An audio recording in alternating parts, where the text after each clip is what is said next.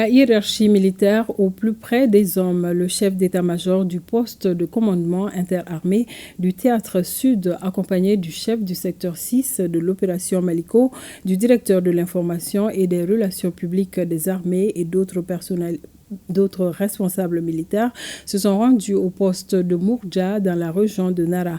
Cette visite intervient après la brillante victoire face aux assaillants de la Katiba Massina. Abdoulaye Sako pour les détails. 24 heures après le combat, les dégâts sont encore visibles.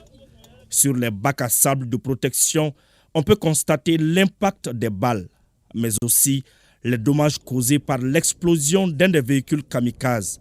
Les débris de certains véhicules calcinés ont été projetés à presque 100 mètres.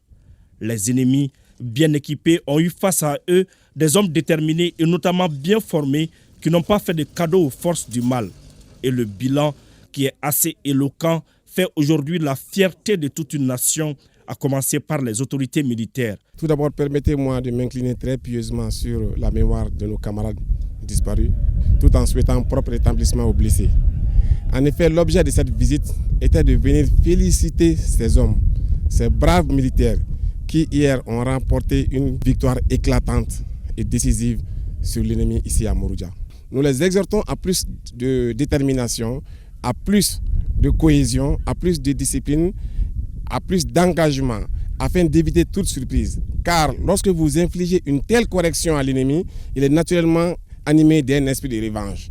En outre, nous les invitons à coopérer davantage avec les populations civiles. Populations dont on a toujours bénéficié le soutien et dont le soutien nous est indispensable dans l'accomplissement de nos missions. L'une des plus grandes forces de toute armée est la cohésion. Et les forces armées maliennes sont un cas d'école à la matière. Cette visite à Mourdja, qui se passe dans une très bonne ambiance, en est la parfaite illustration. Une action qui rassure et redonne de la force aux hommes du GTA Nangui pour relever d'autres défis. Nous, notre niveau d'engagement, c'est d'aller plus loin. On est venu ici pour combattre et on va combattre jusqu'à la mort. Je lance un appel à la population qui nous donne des informations pour qu'on puisse traquer ces bandits armés. La délégation a eu avec les hommes un échange fructueux, rencontre au cours de laquelle tous les soldats de deuxième classe du GTA Nangui ont été élevés au grade de première classe à titre exceptionnel par le chef d'état-major général des armées pour leur bravoure.